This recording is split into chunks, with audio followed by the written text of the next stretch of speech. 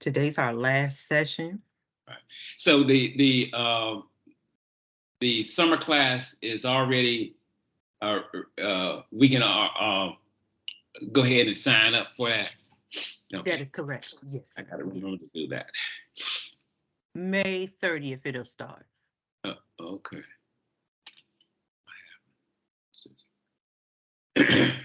All right, let me see here. Ooh, week 8. Yes, we're in week 8. And thank you also, everybody. You're tuning in. This is our for your patience as I'm getting caught up grading. Today we are going to wrap it up with covering chapters 13 and 14. I want to go through the checklist this week.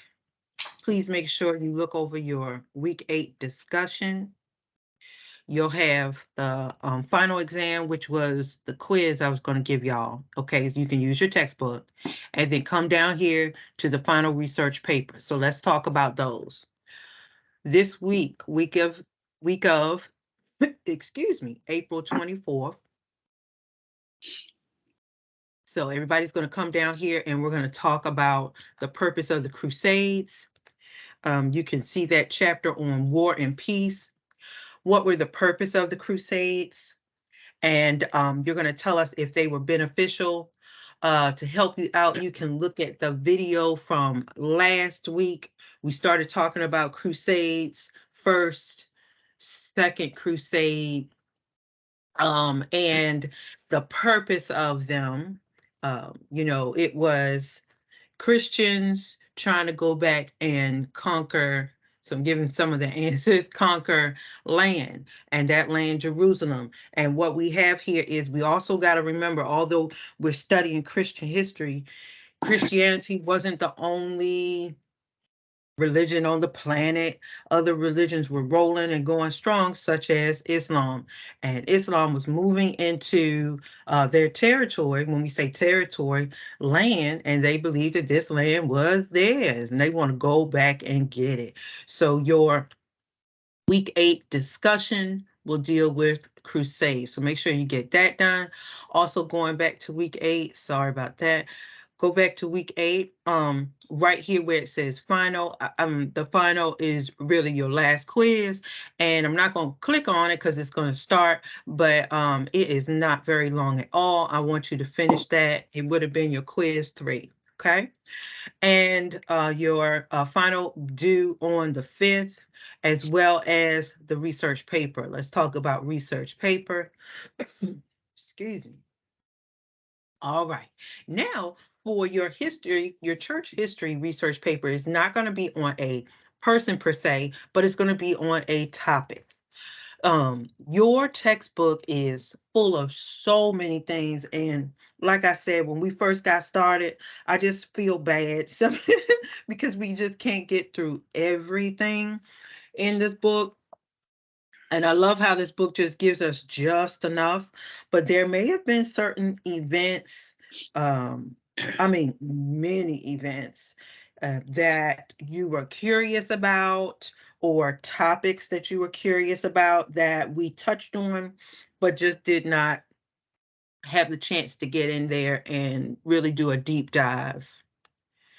Some examples are the councils. There are several councils or meetings that came together that had big results. The Council of Nicaea. You can talk about different churches. Remember, churches are different in different areas because of their culture. Let's say, for example, you talk about the Russian church, the Christian church, or African Christianity, whatever. There are a lot of isms. When we talk about isms, there are certain ways of doing things. Monasticism. We talked about, oh my goodness, there's one on the tip of my tongue. We just talked about it last week. Veneration of the idols and things like that. If you want to bring it current, coming into the 1900s or even into the new millennium, you could talk about the Black church during the 1960s. You could talk about baptism. There are so many different topics. I just gave you just a few.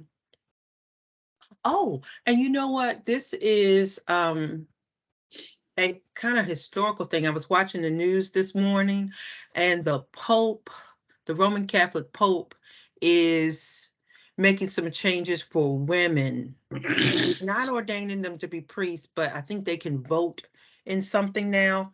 So anyway, it just really helps us see that history is just constantly unfolding. All right, you are going to choose one of those topics, and in your paper, students, is going to be at least 5 pages. I need to change that due date. The due date is not today.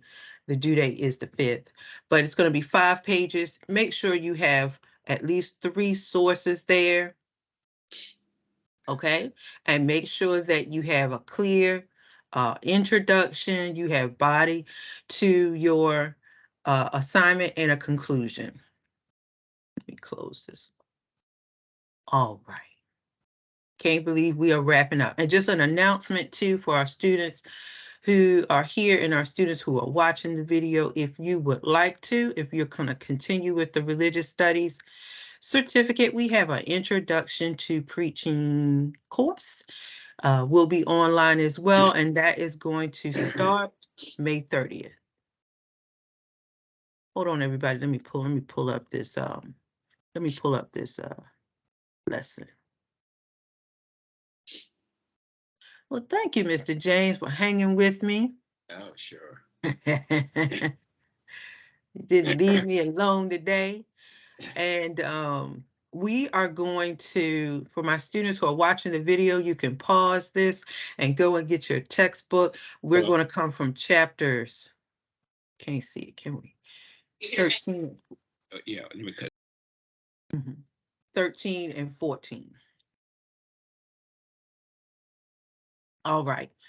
13 and 14. I'm pulling up mine as well. So as you have seen, we are moving right along, and I always have to apologize. We're not going to get to the end of this book, but we have moved quite.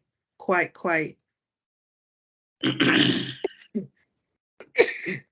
excuse me. We have moved quite some time through.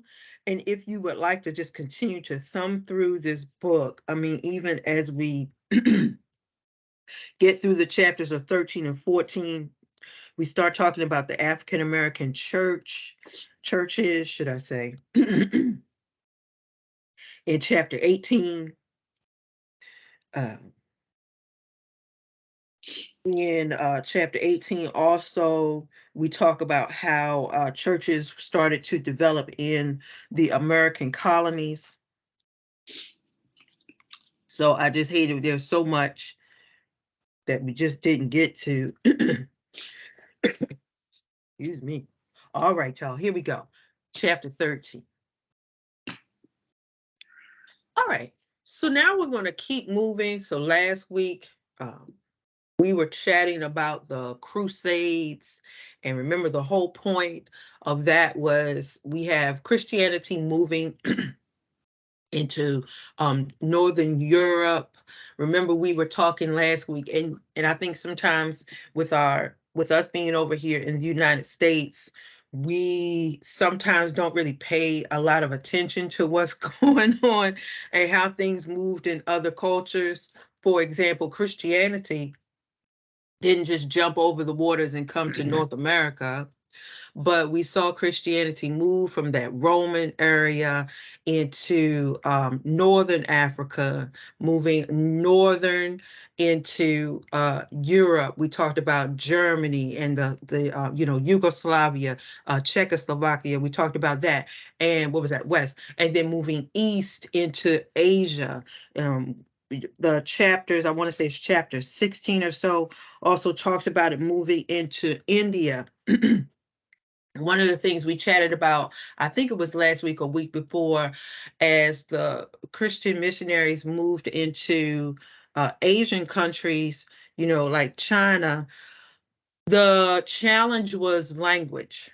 And having a Bible in their language was key. But just at the time, When they got there, it was not. So having something to read and to follow so that you know that you're following the word of God in your language is really needed. All right, so we're pulling up here almost to like the 1200s, and we're going to talk about Giovanni. Giovanni, I think it's Lotario, Giovanni Lotario. And I'm on page 108. Excuse me. He became Pope. And here's another thing too. One of the things that you will see is that they like rename themselves. And also you will also see throughout history is that they could reuse the same name of another pope. So that's why he was called Pope Innocent III. It wasn't his given name, Innocent, of course, but you will see that they reuse the same names, and you'll see that they keep, will add on that the number. Pope Innocent saw himself as, now this is quite interesting. He was a little bit different. He saw himself as like occupying a special space. He thought very highly of himself. And he said that he was occupying a space below God and he was above regular human men and women. And how do you think that was going to turn out with the people? If you're thinking you're higher than me, and we were all born regular humans, that's gonna cause a problem. I've got we're gonna come back to this. I've got a video I want to show you about Pope Innocent. Let me come back and then I'm gonna cue up that video. Pope Innocent III. So remember they reuse these names. Pope Innocent III. He confirms the Eucharist, and the Eucharist is another name for communion. And this was a sacrament that Christian churches used. So you have you have two sacraments. You have communion and you have baptism. And so this was a sacrament that really was very special to the Christian church. One of the things about communion is it was a time it was community, right? It was done. You could always do it by yourself, but the whole purpose of communion was for the body of Christ or the believers to be of like mind, to come together. They were eating what would be called the bread. In some places, it might be a wafer, symbolizing the body, the solid body of Christ, and grape juice, or some churches, it could be wine, representing the blood that Jesus Christ shed for all. Now, there's a term that I want you to see right here. It's called transubstantiation. Transubstantiation. It's pretty long. Transubstantiation. So let's break that down.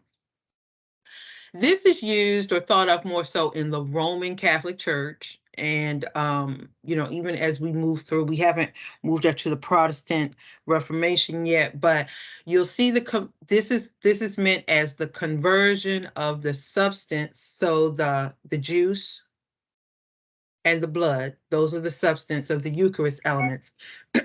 And they believe that it was a conversion of these particular elements into the body and the blood of Christ at consecration. Only the appearances of bread and wine would be remaining to the naked eye. So what the Roman Catholic Church believed in transubstantiation is that the juice and the wafer, or the actual bread, they believe that it was actually the body, the real body. Okay. And transubstantiation has been one of those things in the Christian church that has been kind of argued, where other churches may say, well, okay, it may not be the actual body, but a representation. A representation. Because the juice and the wafer or the bread was made by a human. We had to buy the bread somewhere or the crackers somewhere. There are preservatives in it. The juice could have had something in it. And so that has always been, transubstantiation has always been a point of conflict among, and we also get this thing where, remember, when we first started the church Christian history class, remember the whole thing is,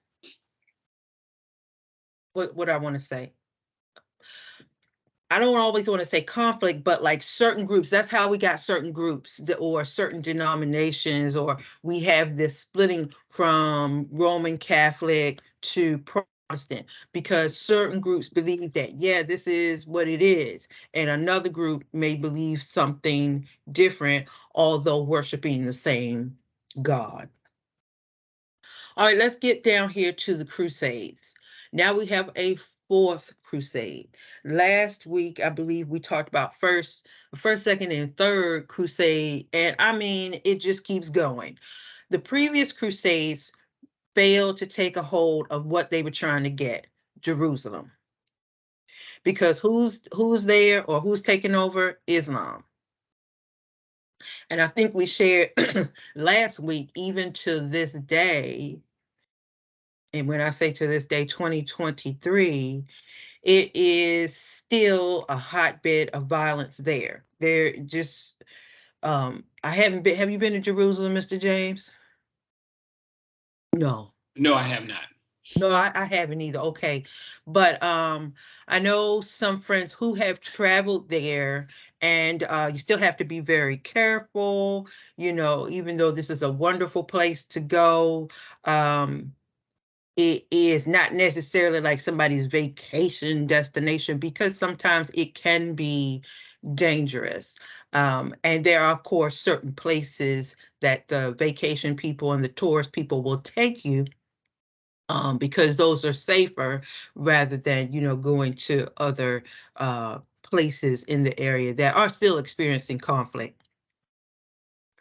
Pope Innocent led another crusade.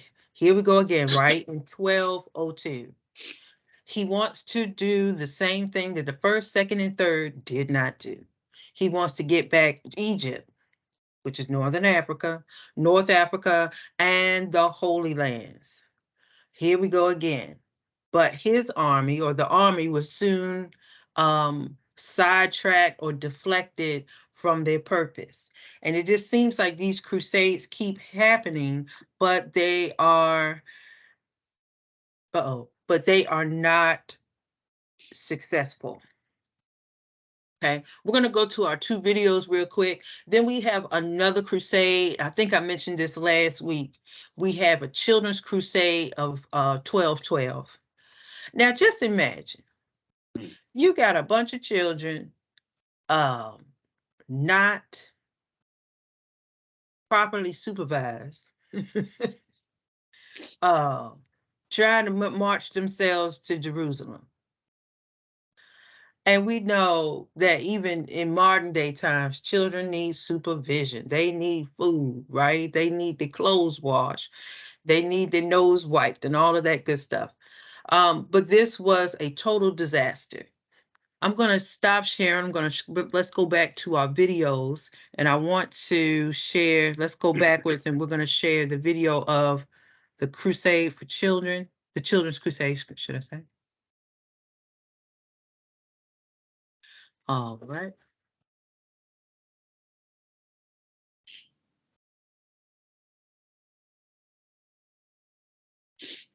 They right there. Oh. Children's Crusade.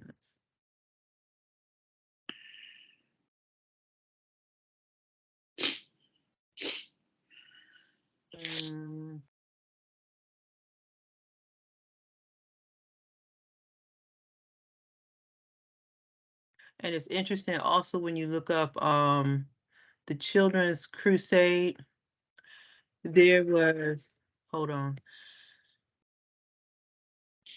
Mr. James, you heard about the Children's March in Birmingham that happened in, I want to say it was 63. 6-3. Mhm. I'm sure I did. I don't. Yeah. No. It was really interesting how I was studying this. Mm. We'll go back and talk about that. And I was studying this, and the Children's March of Birmingham came up.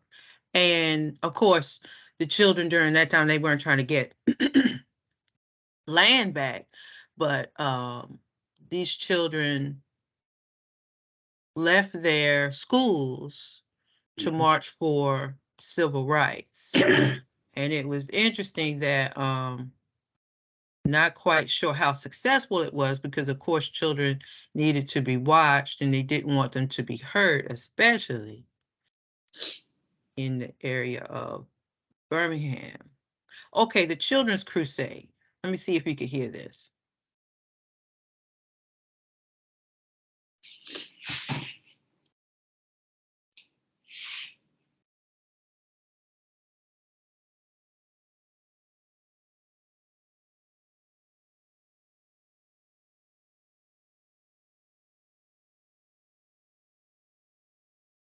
I don't hear it. I don't hear the audio.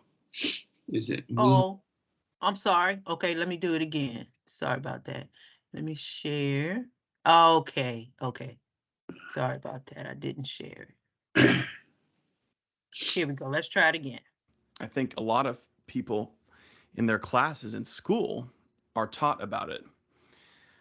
I know in some of my own textbooks as a young kid, the Children's Crusade was mentioned, and it's kind of strange that it's mentioned because it's really, well, it's not a very important part of Crusades history, if it can even at all be referred to as a part of Crusades history.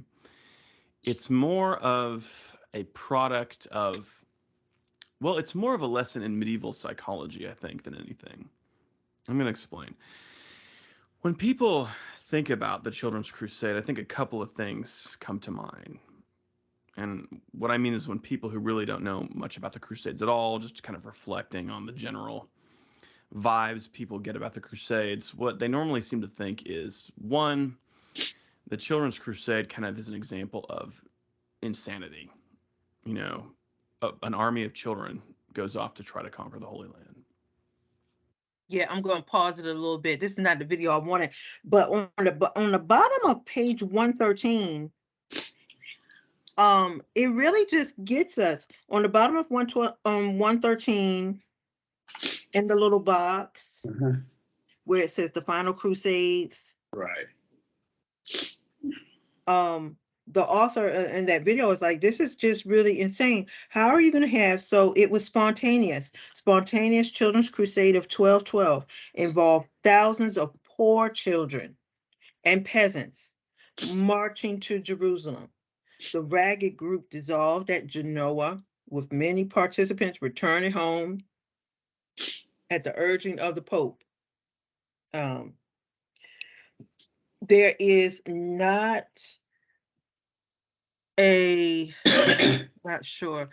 We don't really get the idea of exactly who organized it. Let me see if I can. The idea in Islam is that you've got those who follow God, and those who follow God are going to be bestowed riches and wealth and power. So the reason political order is kind of chaotic in the Islamic world, because anybody who's going to win power, that's an obvious sign of God's favor too. So remember, also with Crusades, it was about power.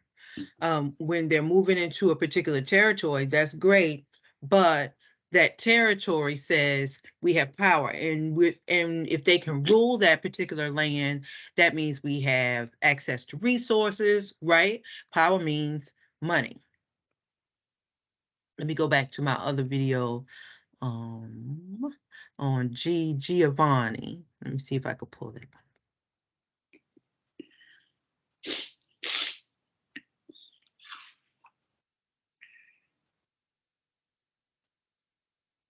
Century, the Christian world.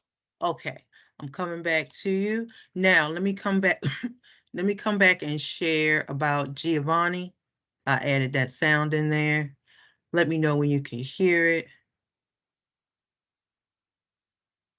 was facing a threat it had never seen before. From the Bosphorus to southern France, cities were sacked and looted, sacred relics stolen, cathedrals turned to rubble, and as many as 20,000 Christians lost their lives in a single day. And the man responsible was the Pope.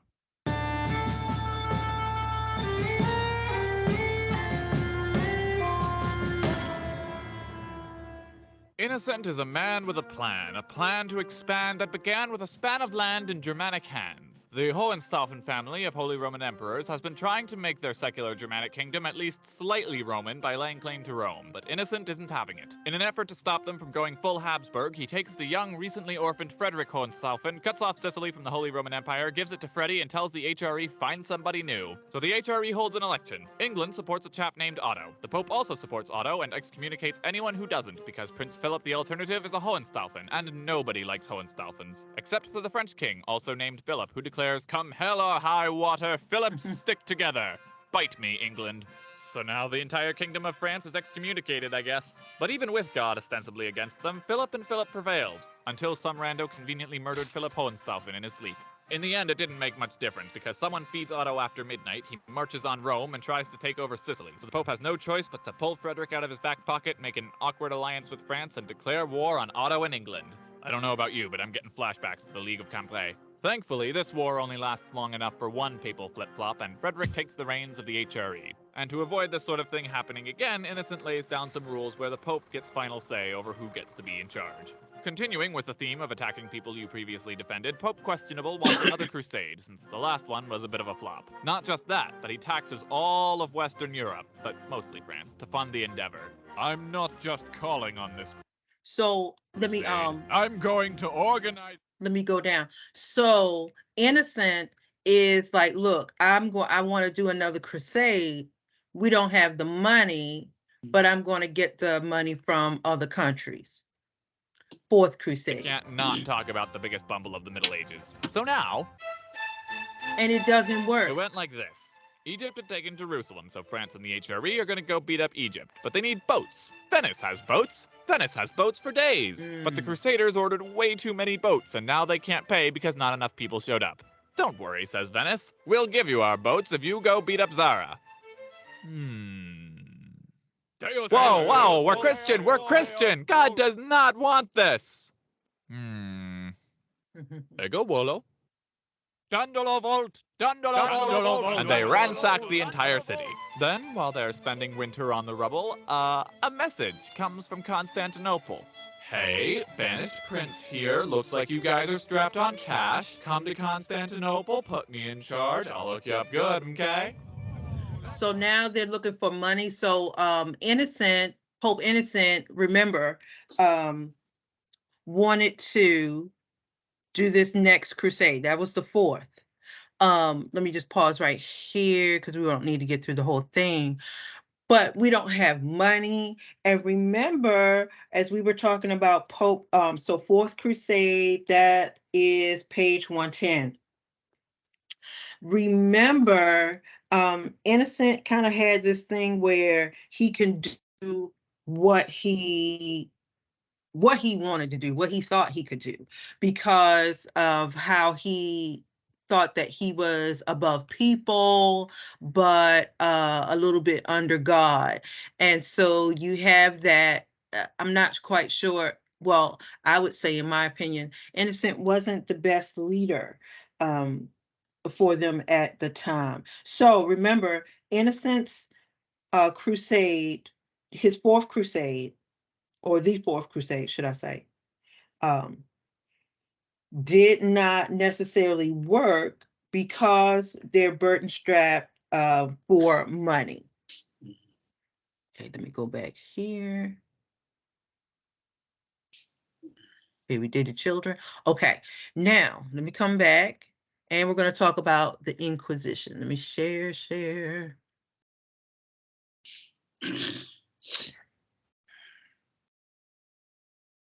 The Inquisition, and I am on page, students, if you are with me, on page 114 of your text.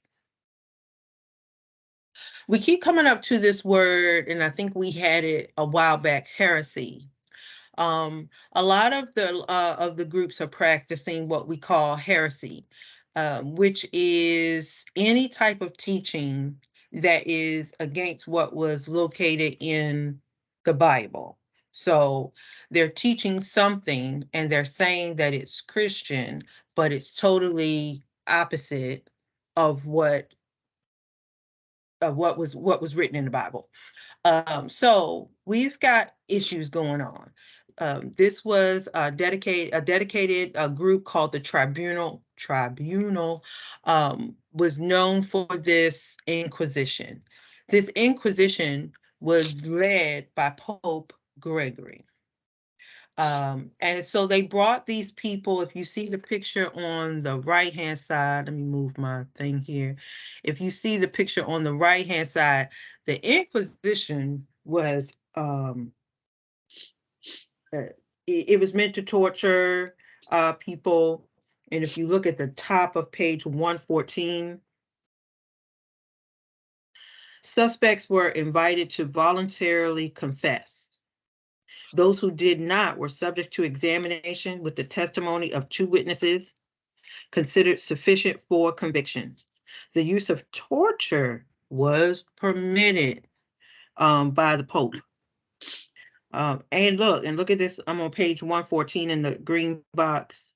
The church oversaw this, mild penalties, but obstinate heretics were occasionally handed over to the state authorities for execution. Ouch. So Inquisition, we have the folks who are, yes, they're against, or they're teaching things that are against the teachings of the Bible. And so let's just pause right here. Now the church is like, okay, we got to do something about it. But the actions are what trouble me.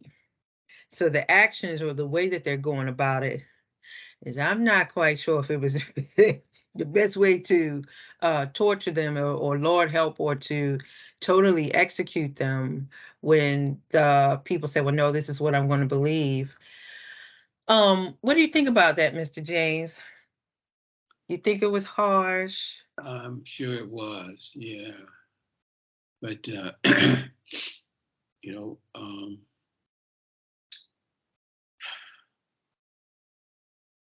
it's interesting, some of the actions that have been taken in the name of Christianity. Right. Yeah, and you know, listening to all this from the Crusades on, it seems like people are doing stuff but weren't very Christ-like. Exactly. So that's what I wanted to get to here. We have the Inquisition, and why not, in my mind, or my opinion, it's like, why not reach out to these people, or sit down and talk to them? Can we change everybody's mind? No, we never will. But maybe, and we also see the issue of excommunication in the church, where people were like put out of the church. Maybe that or something, but maybe don't let them have a leadership role. But my goodness, the Inquisition wasn't having it. They were hanging them, they were killing them, they were executing them, torturing them. And y'all, and this is just me, it just really makes you think. If you look at the picture on the right, this type of violent behavior is meant to control people. So it's like, if you don't do it, and we get it, okay, we want to follow the word of God, but we can't control what everybody does. And they weren't doing right. So it's like, okay, we're going to try to control what you say, do, and think. All right, you're not going to do it. We're going to kill you. We're going to torture you. Sound familiar? Mm-hmm. And then we fast forward to slaveholders in America. the same type of retributive behavior against slaves who ran away or did something wrong or probably did nothing wrong. These type of behaviors were used, especially the lynching, the torture of being whipped. The whole point was not because we loved you, but because I got to control you. And this is also a lesson for the other people who thought about running away. Mm-hmm. So it's interesting how we look back at history. And let me see, Inquisition is like around 1200s or so. It's interesting how we look back at history, y'all, and we see behaviors repeating themselves, all in the name of love. I want you to do right, and I want you to be obedient. And we're never going to be never going to be able to control people. Never. You would have thought they learned, right? But we didn't learn. All right. Let's get down to the 1300s. We have another leader, Clement, and we're going to talk about Wycliffe. Clement, Clement. Now we have several places of learning and colleges and universities coming about. And not that they're new on the scene, because lots of educational places were also found in Northern Africa and Egypt, Alexandria. But Clement founded a university at Orleans and Perugia in support of the study of medicine and healthcare, and also to study different foreign languages. You have John Wycliffe over on the right in 1375. He's pretty important because he distinguished between things that were invisible and material aspects of the church. John Wycliffe said that when church members or leaders do something wrong in the church, it's the responsibility of the government to punish them. And I just want to pause right here. We'll have a short discussion before we go. Wycliffe also said that the Bible was the sole authority of the church, not the Pope. So Wycliffe felt that the Bible was the sole authority of the church, not the Pope. But let's go back here. Do you feel, remember this is like 1400s, that it was the responsibility of the government to punish church leaders or church members? And remember, he may be coming with some context of the Inquisition or something like that. In my opinion, I don't think so. But my opinion or my mind comes from kind of the separation of church and state that we have in North America. But Wycliffe may also have felt that some of the church members or church leaders, should we say, were going too far. And perhaps they were breaking laws in their region, especially if they're going out and trying to kill people and torturing people. So perhaps it could have been a measure of both sides, that the church said, hey, y'all need to stop. And then when you go infringing upon the rights of humans in the area, that perhaps the government should have stepped in. Okay. Any thoughts or comments before we move to the next one? Let me ask a question. Sure. I'm looking here, it says Wycliffe, and I knew Wycliffe had translated the Bible from Latin to English, but up until that time, the Bible was only in Latin. Greek, because remember we're coming out of that Roman area, so there were translations in Greek. In Greek, yeah. Yeah, Latin, Greek. There were, of course, the Old Testament, still Hebrew, because you had some, Jewish folks that could read and interpret the Hebrew. So you have Hebrew, you have Greek language, and Latin. So up until that 1300, 1382, I guess it was, somewhere in there wasn't an English translation of the Bible.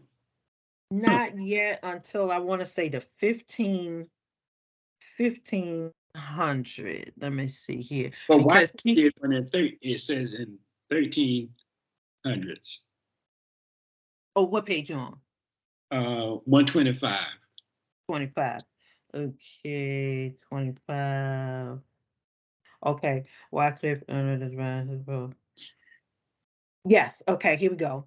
Wycliffe and his followers also translated the Bible from Latin into English and attacked the doctrine of transubstantiation. Okay, and then move down to the next paragraph. His influence was felt in later English reforming movements in the 16th century, but his writings had the most effect on the Czech theologian. Oh, okay, this is somebody else.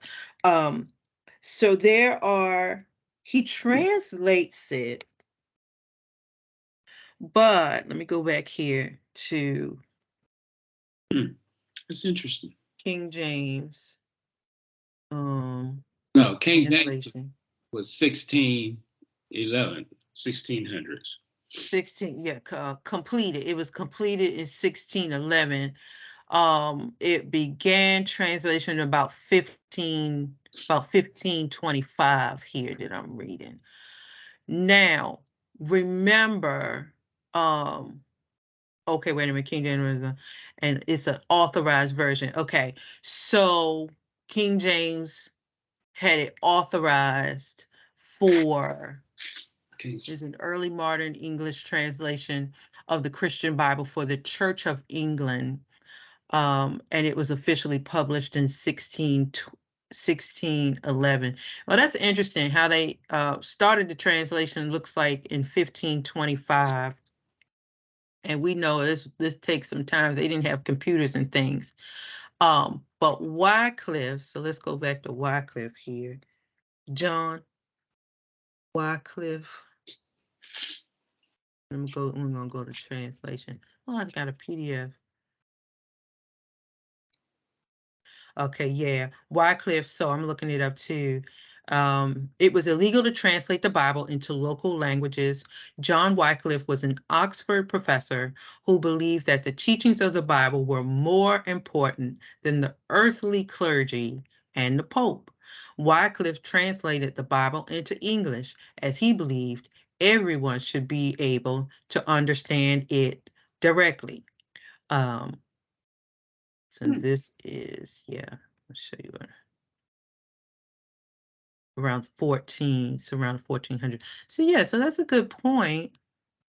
There, like, where was his translation in relation to King James? Oh, it was long before him, yes. Yeah.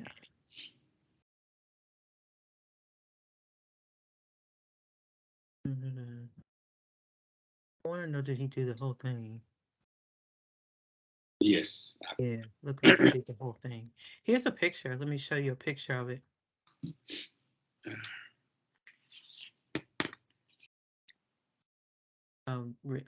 Bringing it up here. You may not be able to see it very well, but this is a picture of Wycliffe's. Translation. Yeah. My goodness. And to think also, remember he worked with others to get this translation done. And it says more than 1,100 words are recorded for the first time in the Wycliffe Bible. Wycliffe is the earliest known writer to use the word abominable to describe other people. I didn't know that. That's quite interesting.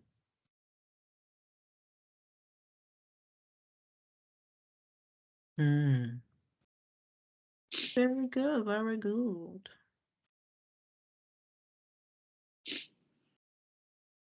So Wycliffe, John, yeah, John Wycliffe, yeah. I like him because he challenges authority. He challenges authority, and I think as he saw things, like he was a Christian priest, he was a theologian, so he was a leader in his own right. But as he saw things that were incorrect, he wanted to make sure that people take notice and do something about it. So also he brings up that whole point of punishing clergy that are doing things immorally or against the law. Mhm. So now as we finish up here, I know there's so much more that we can get into. The next chapter also highlights how the church moves into Russia. Russia of all places, all the stuff going on with them now. We also deal with the issue of witchcraft, um, witches, and things like that. So the church really still has to battle against certain things and different ideology. Let's see. The church begins to move on page 150, begins to move into Southeast Asia and Japan. Remember, we were saying the challenge there was they didn't have a Bible yet in their language. So you can keep moving throughout this book. We move into denominations kind of forming. You see that on page 169. The Methodist Church begins under Charles Wesley and his brother John. And on page 171, you also do see the pulling away of African Americans from certain churches. For example, the Methodist denomination, they pull away because they're not thoroughly embraced. So they start their own, which, for example, was AME, African Methodist Episcopal. Towards the end of the book, I think this is chapter 17, the abolition of slavery. Folks like the Quakers really helped with the abolition of slavery. And let's see here, moving towards the end of the book here. And towards the end of the book, if you are interested in doing some of these topics for your research paper, African Christianity is on page 204. Remember, Christianity didn't get there because of the missionaries came through. They already had it. They were doing things differently, but it was Christianity to them. Page 211 talks about women and how women are moving into leadership roles in Christianity. Because look, and oh man, that could be a whole different story. But in the beginning, as we were doing our study with history, it was a bunch of names about men and men and men and men. So this is really interesting. Your author highlights how women came into leadership roles and working within the church. And even we saw yesterday, I think how we talked yesterday in our New Testament class, as the early church was beginning, Paul mentioned some women who were co-laborers and worked with him in the church as well. So we're going to pause right here. Pretty good. Any questions you might have, Mr. James? No, I'm good. Thank you. All right. So students who are watching, please make sure you go back. And I am catching up between my 2 classes here and getting some grading done, but please make sure I made this announcement in your class. You got to catch up on your work. For my students that have things open, you can get them done. There will be a penalty, but giving some grace here, but you guys got to make sure that you do your part as well. All right.